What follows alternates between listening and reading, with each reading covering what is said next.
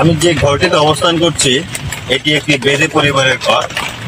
এই ঘরে বেদেরা বসবাস করতে, এটিকে ঘর বললে ভুল হবে।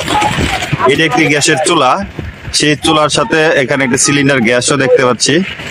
এই চুলায় তারা রান্না বান্না করে খায়। দেখে আজকে সকালে কি রান্না করেছে।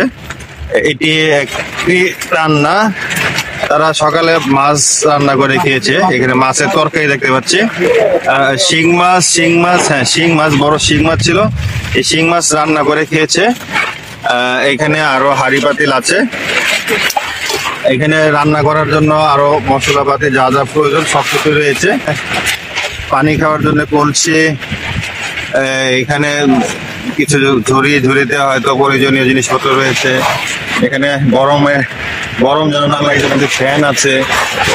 এই দেখেন বাইরে প্রচন্ড বাতাস, বৃষ্টি হচ্ছে, এই ঘর নড়াচড়া করছে। দেখেন প্রচন্ড বাতাসে এই ঘর উড়িয়ে নিয়ে যেতে পারে, অত্যন্ত বিপদ সংকুল। এরকম কষ্টে করে, এরকম বিপদের মধ্যে তারা বসবাস করে। ঘরের মধ্যে তারা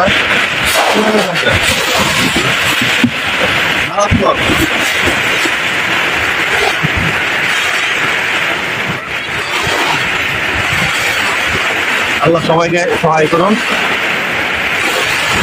ঘরে দেখে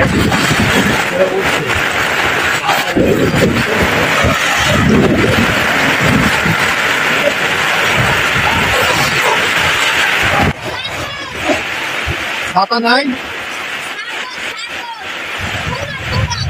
আছে।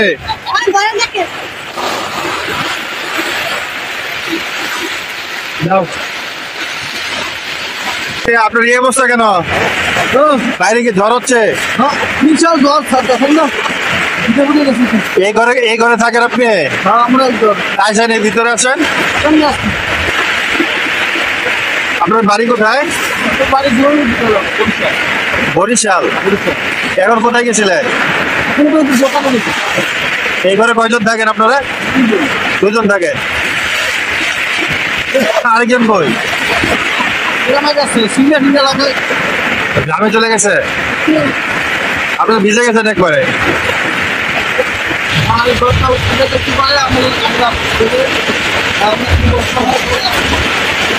বাইরে প্রচন্ড ঝড় বৃষ্টি হচ্ছে, যার জন্য একজন বেদে দেখেন কিভাবে তার ঘরের অবস্থা নিয়েছে। উনি বেরোতে পারছেন না, বাইরে বৃষ্টি।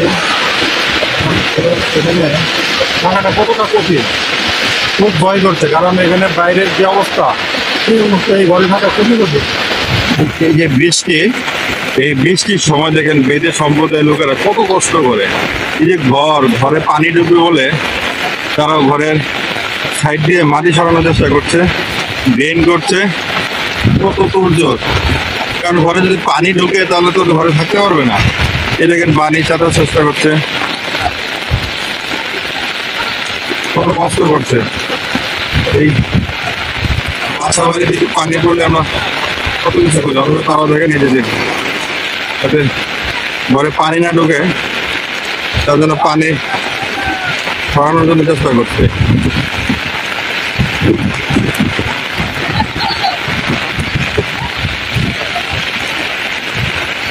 কেউ দেখেন এই যে মাটি পানি সরানোর চেষ্টা করছে।